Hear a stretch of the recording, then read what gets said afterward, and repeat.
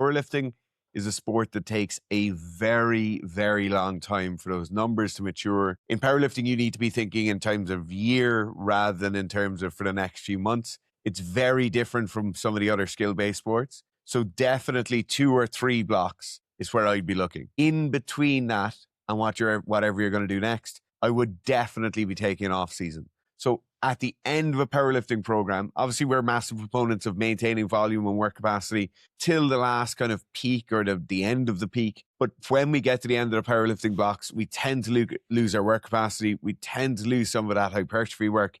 And so I would definitely be recommending an off season there, and it just standard off season strength and hypertrophy program, or you could do a month of bodybuilding. I would just be getting away from the lifts themselves. I'd be much more volume focused, much more work capacity focused, and that will serve you far, far better. It will bring back up those conditioning values, because importantly, what we're always looking for in an off season, a lot of time people look at off seasons by looking back and saying, oh, I'll get away from the singles that I was just doing. I'll give my body a bit of a break from those really heavy weights. I'll get away from those really restrictive positions like in my low bar squat and my wide grip bench. But in fact, what you should be doing when planning an off season is looking at what shape you need to be in for day 1, week 1 of your next block.